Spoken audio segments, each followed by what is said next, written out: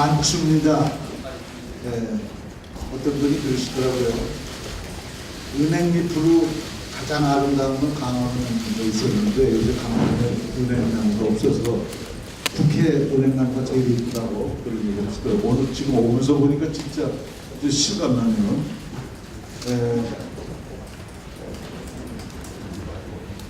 오늘은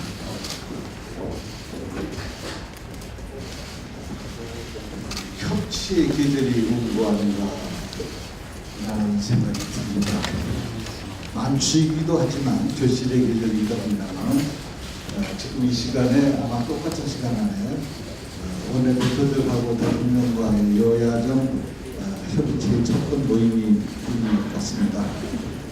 우리는 세 번째 만나는 것인데 첫 번째 만남을 안쳐 이름 짓는 모임이라고 생각해도 정식으로 만나는 게 두 번째입니다.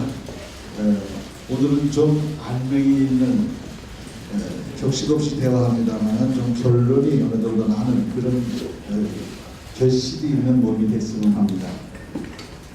지난 10월 6일부터 11일 동안 저는 유라시아 국회의장회의 그리고 IPU 그리고 루마니아 공식방문 이래가지고 17일간 다녀왔습니다. 국제사회에서 대한민국을 어떻게 보는가 참으로 실감나게 우리 위성이 제고됐다라는 걸 저는 느끼고 왔습니다. 무한한 자긍심과 함께 막중한 국제사회의 일원으로서의 책임감을 느끼고 왔습니다.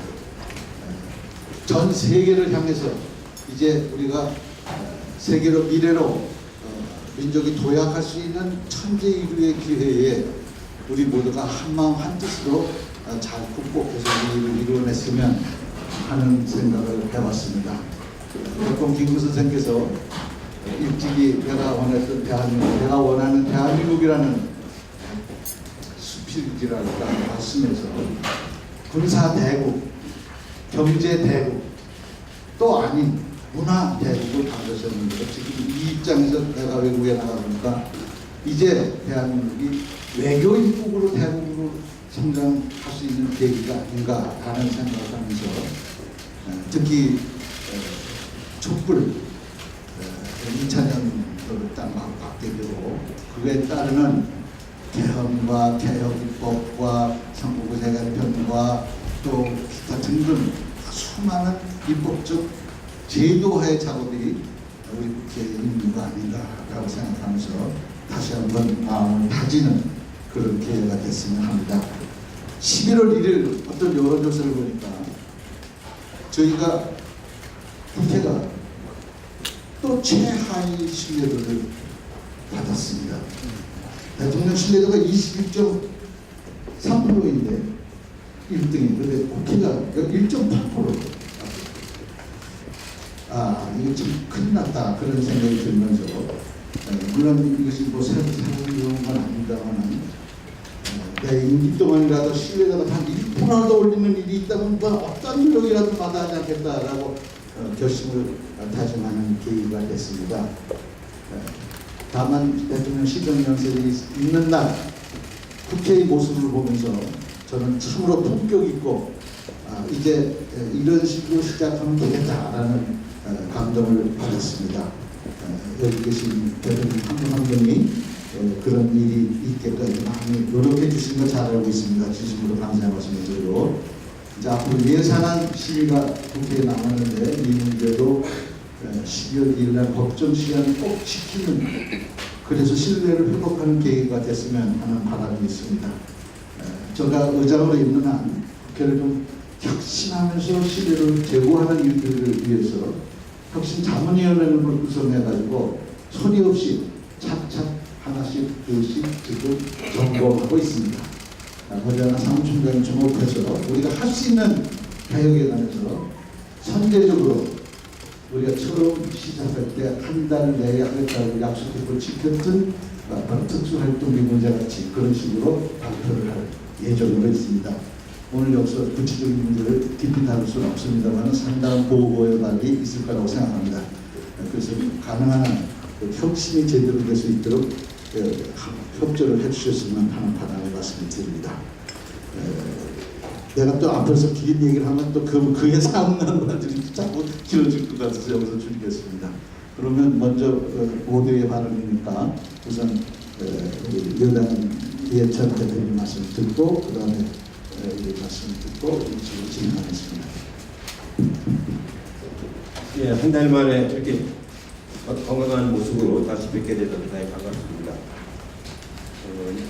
오늘부터 이제 본격적으로 예산안 심의가 이제 들어가는데 470조 5천억 그 예산입니다. 그동안에 언제나 세수 증가율보다 예산 증가율이 훨씬 낮았습니다. 세금 거치는데 편성해서 예산으로 제대로 쓰지 않고 올해도 20조 이상 더 거칠 거라고 지금 전망이 됩니다. 그래서 세수 증가율하고 예산 증가율이 항상 같이 가져야 그 재정이 정상적으로 집행이 되는데 그러지를 못했습니다. 이번 예산을 잘 심의를 해서 재정이 실제 경제 발전에 도움이 되도록 그렇게 해야 될 것 같습니다. 예산안을 가지고 여야가 충분히 논의를 해서 좋은 예산이 되도록 그렇게 해야 될 것 같습니다. 이번 예산안 중에 특징이 하나 있다면은 국방 예산이 평균 예산 증가율보다 훨씬 높습니다. 8.4%인가 그런데 일반 평균적인 증가율보다 훨씬 높게 이렇게 잡았기 때문에 앞으로 그걸 가지고 우리가 해야 할 그 고도화 사업을 많이 집행하는 그런 예산이라는 점을 말씀드리고 각 당연히 많은 협조를 부탁드리겠습니다. 그리고 이제 문희상 의장님께서 제가 IPU 총회에 가서 이정혁 북한 최고인민회의 대의원을 만나셨다고 했는데 남북 국회회담을 잘 시작하는 좋은 계기가 됐으면 좋겠습니다. 특히 내년은 3.1운동 100주년이 기념하는 날인데 정부에서도 물론 하지만 국회 차원에서도 남북 간에 100주년 기념하는 좋은 해를 만들기 위해서는 올해부터 남북 정각 국회회담이 이루어져서 함께 하는 것이 좋겠다는 생각을 말씀을 드리고 의장님께서 좀 강력하게 추진해 주실 것을 말씀을 드리겠습니다. 그 다음에 지금 국회 정개특위가 이제 시작이 됐습니다. 마침 여기 오다가 심상정 의원님을 이제 만났는데 정개특위 위원장을 맡고 계시기 때문에 잘 추진해 나가실 거라고 봅니다. 저는 지난번에도 말씀드린 것처럼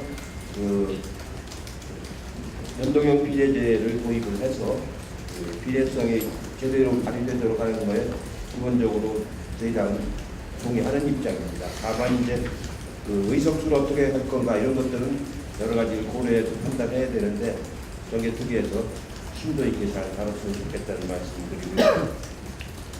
그 다음에 이제 판문점 선언 비준안이 이제 국회에서 이루어져야 되는데 사실은 평양선언은 판문점 선언의 그 연장선상에 있는 거기 때문에 판문점 선언을 국회에서 비준 동의하면은 평양선언은 따로 안 해도 되는 선언입니다. 그래서 판문점 선언 기준을 자꾸 늦출수록 뭐라고 할까 남북관계에 좋지 않은 영향을 미치기 때문에 가능한 한 이번 정기국회에서 매듭을 졌으면 하는 말씀을 드립니다. 그 외에도 우리 사법부가 이렇게까지 심하게 농단을 부렸을 거라고 예상을 못했는데 임정원 사무처장이 구속돼갖고 기소가 될 즈음에 이제 왔는데 아마 여러 가지 사안들이 많이 있는 것 같습니다. 이런 사법부에 대해서 어떻게 할 거냐? 특별재판부를 구성을 해서 공정한 판결이 나도록 여야가 함께 했으면 좋겠다는 말씀을 드립니다. 마지막으로 세종시의 국회의사당을 이제 만들어야 되는데 이제 필요한 맞으면 용역을 이행하는 그런 예산이 작년에 2억이 배정이 됐는데 아직도 이제 국회에서 처리를 못하고 있어서 여러 번 말씀을 드립니다만 실제로 공무원들이 예결위 때 많이 올라오지 않습니까? 그러니까 해당되는 경제부처라든가 이런 예결위 같은 활동에는 그 세종시에 가서 또 하고 여기서도 하고 본회 때는 사실 공무원들이 많이 안 올라오거든요. 그러니까 본회 처리하는 그 안건은 이제 여기서만 처리하면 되고 상임위하고 얘기를 할 수 있는 그런 시설을 세종의사당으로 만들면 될 것 같습니다. 사무총장님도 그렇고 의장님 각별하게 관심을 가지고 기울여 주셨으면 좋겠습니다. 이상입니다.